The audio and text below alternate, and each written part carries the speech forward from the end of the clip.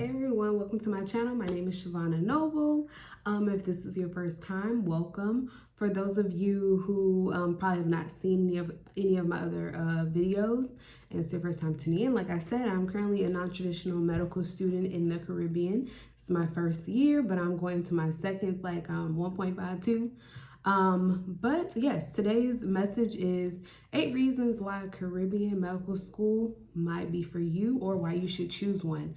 So these are some things that I thought might possibly be helpful when considering a medical school. When I applied to all U.S. schools, and of course I had the AAMC scholarship that went along with that. So I really didn't have to pay for my applications, which was I'm thankful for that because I didn't go to any of them. But I didn't receive not one interview from a U.S. school, and I was worried if I would have to sit out another year. I think I applied to maybe 25 schools during that cycle as well. And I was worried if I had to sit out because, of course, I was 29 at that time. Now I'm 31. So I had prayed and asked God that same day, and it was that same day. So I had prayed and asked God, what school should I apply to? Because maybe it was something that I missed out on applying to. And I had got a notification because I was in an interest group for medical school students or for med students or med students, pre-med, non-traditional. It was a whole group chat that I was in, which is a Facebook interest group. And one of the girls was talking about how she had received an interview within 1 week of sending her application. And I was like, oh, wait, let me see how that works. And I didn't know anything about Caribbean schools. I didn't know that there was a stigma attached to where some people don't get into residency or they don't get accepted into the U.S. so that they can continue on with their practice. But so I started researching and I looked up some of the top schools. I applied to Ross, I applied to AUC, I applied to SGU, and one of them I also applied to was UMHS. So if you've seen my video on my pre-medicine journey towards medical school, then you will know about that testimony I had about applying to these schools. But Ross and AUC, they have a readiness program included with theirs. And so if you failed the MERT program, which I did fail, that means you're eliminated from applying to AUC and Ross. But now they have it, I guess, to where they decided to allow students to come back and retake it, because I was getting a call last year during the fall time that they were like, oh, we're allowing students to come back to redo the program. But of course, I'm already in medical school.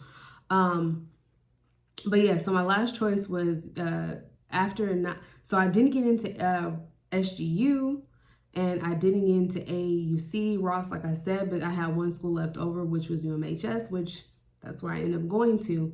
And I knew at that time too, for me going to medical school, at the time that I was leaving, I knew that it was time for me to leave Las Vegas. I was not going to be there any longer. And it was time to go. I knew inside of me that I was no longer going to be there that same year.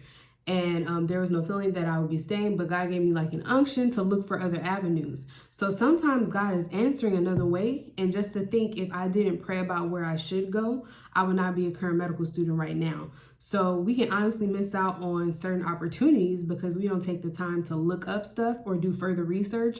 We think that's the end all be all, because this is what's being presented to me. So just think, if I was I didn't get into any U.S. schools.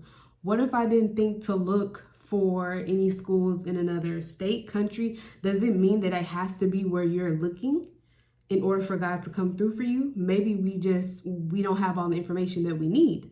So there could be an answer out there for a problem or for whatever you're looking for, but because we don't take time to research or look any further and we stop at the fact that was given to us, if I stopped at, I didn't get into any schools in the U.S., and I would be oh, okay, well now I have to wait until the next year.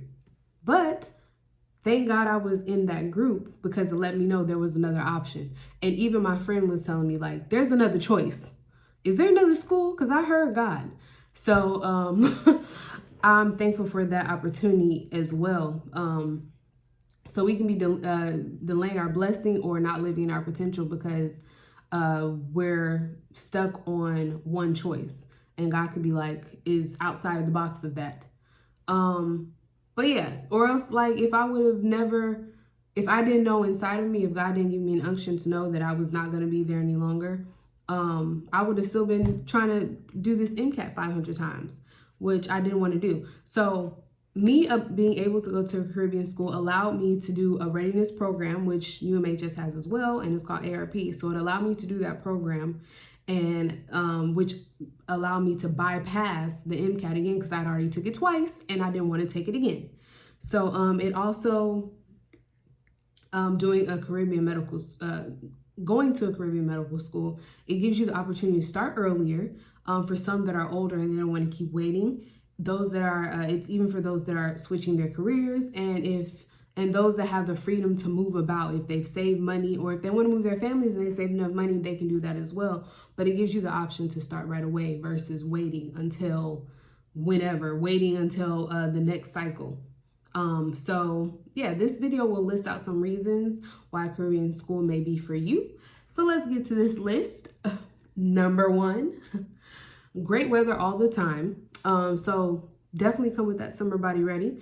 Another thing about it is that they have, you can participate in activities, like just for instance, if you're on a vacation, you have that same luxury here: water activities, boat rides, ATVs, you can swim with the dolphins. All the same thing, the typical vacation activities are here. And then of course, like I mentioned, the great weather, to where you can, it's not really that cold. It may get to like 75, but at the most it's going to be like 80 to 90. Number 2 for this lovely list of why you should go to a medical school: a new environment. So if you are planning on moving to pursue your medical education and you want to immerse yourself in a new culture, studying abroad is for you. So one thing I should have done when moving to a new country was to have an expectation for the new place I was going to, because the reason that I feared my future performance in medical school was because I did not have time to embrace the blessing, of course, and embrace the blessing that God had me to embark on, because it happened so quickly. But I feared it as well because of what people said in the past, that it was going to be so hard. So I came in already fearful of the opportunity. I did not come in faith. I came in like, I'm scared that I don't know how I'm going to do in this program. But I just realized that my education, being in this new place, required me performing well with my education, because if I don't perform well with my education, that means this place goes away. So that was another thing. And we all know, if you're a medical student, you don't have that many opportunities to keep playing around. And it already took me 10 years to get here. So I really wasn't trying to start back all over again when I just got here and God blessed me to get to this place by allowing people to give me money to go out the country and start my education. So it was like, I'm afraid that I don't know how I will perform, and I don't know how this will go about. So honestly, all I can say is that you need to have faith to stay in that place, as well, just like you need to have faith to get there. You need to have faith to get there, and that God will keep making a way for you. So like I said, the stories about medical school, that honestly traumatized me and made me fearful of the unknown. But like we already know, that God's word says he does not give us a spirit of fear, but a spirit of power, love, and a sound mind. So one thing I would tell someone that is going to a new place: have great expectations, find new things in that place, that you would like to do every week or every month, and have the confidence that as God has brought you to a new position in life, he will bring you through as well. 3, you can learn a new language, depending on where you choose to attend the school. So it is possible to learn a new language. I have lived in Las Vegas basically all of my life. That's where I was born and raised. And it is like a melting pot. You have different people from all over the world who live there, or majority of the time, like it's like a retirement space, basically. That's where people come to enjoy and relax. Number 3, you can learn a new language depending on where you choose to attend school. So it is possible to learn a new language depending on where you go, though, because here they speak English. But so for me, I have lived in Las Vegas all my life, and it is like I only frequented the same groups because I could choose my environment. Now, when I went off to school and I'm here in St. Kitts, I had no choice but to be in an environment that was unlike my everyday life, because most of the students that are at my medical school are from Puerto Rico. and they speak Spanish. So just imagine the culture shock of being on the island and being in a classroom filled with Spanish speakers. So the benefit of that is that you have a diverse class with many languages, and not just, some people are not, it's not all Spanish speakers. Some people are from Africa, some people are from like Florida. There are people in different states. Not everyone is a Spanish speaker, but majority of our school is Spanish speaking students, or they're from Puerto Rico. But I used to take Spanish as an elective, but I never had anyone to communicate with. So what a great time to work on your Spanish speaking skills when you have people around you that you can actually use it with. So a word of advice I would say would be to learn the language as a preclinical student. And why I say that is because as you move forward, you may have less time to learn a new language in the next phase of your medical journey. Also, the island, like I mentioned, that I'm on, it speaks English, but definitely don't choose somewhere that you will be struggling, not just in the classroom, but with the language barrier. So don't overcomplicate your life. Number 4, you meet and become friends with many different people from different states, countries, and backgrounds. So there's a bit of diversity there, which is excellent because you need that. Next, number 5, you will have a different perspective when you approach future patients. So before starting school in the Caribbean, I was not aware of the health disparities that could be present in other cultures. Honestly, why would I with a group of friends that lack diversity? So I say that because the majority of my friends are African American and we have similar life experiences which connect us. By receiving my education at school outside of the US, I have been exposed to many cultural backgrounds rather than local, because I was oblivious, I can say that, many cultural backgrounds in the different ways of living. So going to this school has made me think on a global level rather than local, because like I said, I was oblivious to other health issues. So I was not thinking about location or culture or careers being factors in someone's health. I guess I can say I was aware of that because my bachelor's degree was in athletic training. So of course, in the sports arena, they have sports injuries, or certain things are actually tailored to that field. Now, I stopped thinking about how a job could affect someone's health, or the culture they live in can affect someone's health. But coming here made me think about the whole picture of actually treating a patient. So I can say that it has helped me to think about it when I'm actually assessing a patient. So just to think, like, when you're doing an assessment, and what if you have a painter? Like, what issues will they have? What if you have someone that they're a construction worker? What issues could they have? Or someone who is of Indian descent or a vegetarian, like, what vitamins may they lack? So, or someone who lives in Asia, are they prone to leprosy, Hep B? These are just certain things that I'm mentioning. I'm just trying to paint a picture, not saying that group has to have that, but like being here, that just gave me that global health mindset rather than public health in my local city. So it has made me broaden my assessment skills in the future when I'm treating my patients. So if I'm going to be a great physician, my scope of treating individuals has to extend beyond my community. Also, living outside of the US, being here has given me a deeper appreciation for the healthcare that we do have in the United States, which is provided to us. Number 6, limited distractions. This may be good for a short period of time, not a long time, but a short period of time. So being away from everyone can also be a distraction, is what I mean by that, because you are in a new place with no family, leading you to miss your family and possibly being depressed. So just be aware that living in a new home that is not like your everyday American life is not fun either. I hated my first year because I couldn't eat at the restaurants I would like to or shop at my favorite stores. The environment, I can say, can affect your performance. Maybe not a long time, but once you get there, you get used to being there, but it can affect your performance in the beginning. So research the location you would like to go to and ensure it does not require a lot of change. If that's not what you want, then it would be better off for you to stay in the US. So unless you're ready for all the change and all that comes with moving and being in another country, I would suggest you live in the US. All right, so number 7, you can bypass the MCAT by completing a program such as MERP or ARP at select institutions. So these programs allow you to take a semester-long course that takes you through multiple classes that mimic medical school to determine your readiness. So I had the opportunity to take both programs, which allowed me to get the scope of how, like, I feel like MERP was somewhat harder than ARP, I'm not sure, but it allowed me to know that I needed an iPad. I know that much, which is something that I didn't realize I needed when I got to medical school. And just think, if I would have came here without an iPad, I would be using pen and paper, making my life much harder. So, yeah, unfortunately, the problem was that I failed the MERT program, but I passed the ARP program. And here I am now, which allowed me to start my medical school journey in January after completing that program in the fall.